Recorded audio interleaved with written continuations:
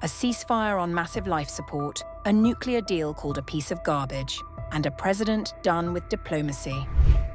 Inside the Situation Room, Trump weighs the unthinkable, a return to war with Iran. Tehran's answer is already on the table. We are prepared for all options, ready to surprise the enemy. The diplomats have spoken.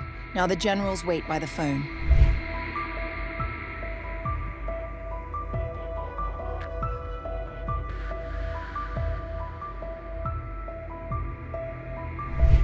The ceasefire between the United States and Iran is hanging by a thread after nuclear talks collapsed over the weekend. In the latest round of threats going back and forth, Iranian Parliament Speaker Mohammad Bagher Ghalibaf, who led Iran's negotiating team in Islamabad last month, was blunt. Our armed forces are ready to deliver a well-deserved response to any aggression. Mistaken strategy and mistaken decisions will always lead to mistaken results. The whole world has already figured this out. We are prepared for all options. They will be surprised. The warning came after Iran refused to budge on its nuclear program over the weekend, submitting a counter-proposal Trump called a piece of garbage. The ceasefire, he said, was on massive life support. According to Iran, though, America has very few options. There is no alternative but to accept the rights of the Iranian people as laid out in the 14-point proposal. Any other approach will be completely inconclusive, nothing but one failure after another. The longer they drag their feet, the more American taxpayers will pay for it. Behind closed doors, Trump's aides reportedly considered more lethal options to try and cope with the Pout's growing frustration with the Persians. Two senior US officials told CNN that Trump was now weighing a return to military strikes, with one quoted as saying, Trump is going to hit them a bit. Trump has grown impatient with the continued closure of the Strait of Hormuz, as well as what he perceives as division in Iranian leadership that is preventing them from making substantial concessions on nuclear talks. On May 11th, Trump gathered his national security team in the White House Situation Room with Vice President J.D. Vance, Secretary of State Marco Rubio, and Secretary of War Pete Hegseth among those present. No decision was expected before Trump's departure to Beijing on May 12th, where pressing China to help break the deadlock was firmly on the agenda.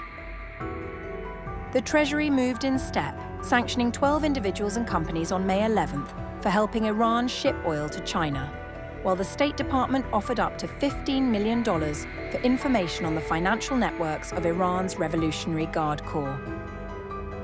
For now, the Strait of Hormuz stays shut, oil prices keep climbing, and with diplomacy stalled, Washington and Tehran are now measuring their next moves carefully.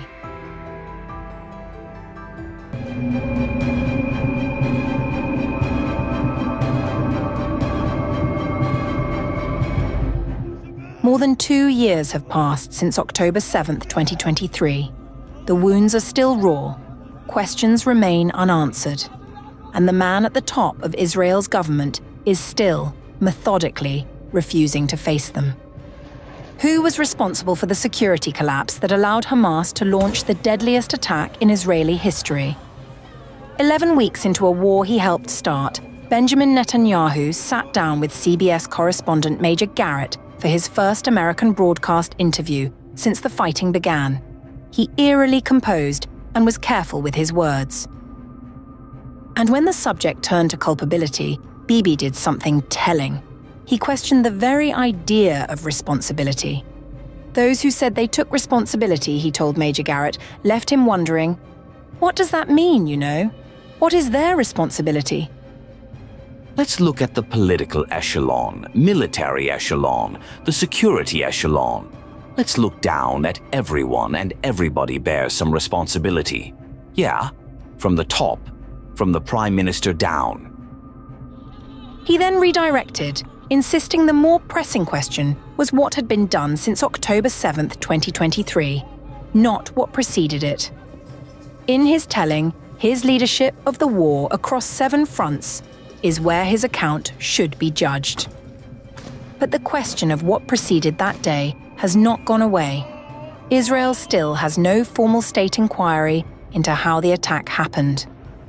Netanyahu has offered a politically appointed commission in place of a state commission of inquiry. A consistent majority of Israelis, including many of his own voters, want the latter. He backed exactly such an inquiry into the previous government in 2022. That was then. His answer now is that the war comes first. The war, of course, is also his. I don't claim perfect foresight, and nobody had perfect foresight. Neither did the Iranians. We both agreed that there was uncertainty and risk involved.